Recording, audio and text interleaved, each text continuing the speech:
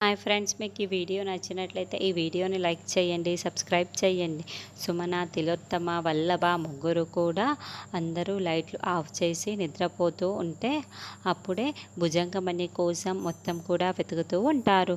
సుమన దగ్గరికి వల్లభ, తిలోత్తమ వస్తూ ఉంటారు.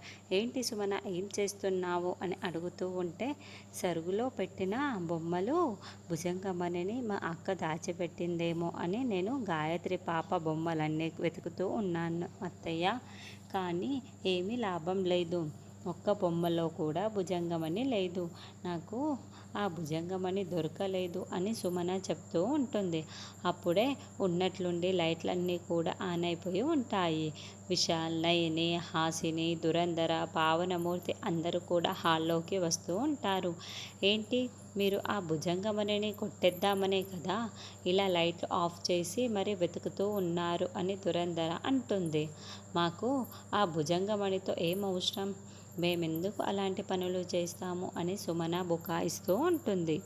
అదేంటమ్మా, భుజంగమణితో మేమేం చేస్తాం అంటున్నావు? అయినా భుజంగమణిని ఇదిగో తీసుకో అంటే ఎవరు మాత్రం వద్దంటారు అని పావనమూర్తి అంటాడు. మేము వద్దనే చెబుతాము అని సుమన అంటుంది.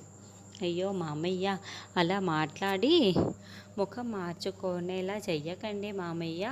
భుజంగమణిని ఇస్తే ఎవరైనా తీసుకుంటారు, ఎందుకు కాదంటారు అని ఆయన భుజంగమణి ఎందుకు ఇస్తామని విశాల్ అంటూ ఉంటాడు.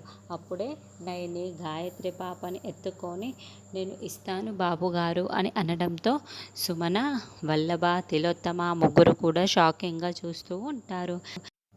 ఏంటి నయని, ఏం మాట్లాడుతున్నావు? భుజంగమణిని ఇస్తావా అని విశాల్ అంటూ ఉంటే అవును బాపుగారు, నేను భుజంగమణిని ఇస్తాను. కాకపోతే ఆ భుజంగమణిని నేను ఎక్కడ దాచిపెట్టానో మీలో ఎవరైనా ఊహించి చెప్తే దానిని నేను ఫలానా ప్లేస్లో పెట్టాను అని మీరు కరెక్ట్గా చెప్పారే అనుకో, అదే ప్లేస్లో భుజంగమణి ఉందనుకో, నేను ఖచ్చితంగా వాళ్ళకి ఆ భుజంగమణిని ఇచ్చేస్తాను.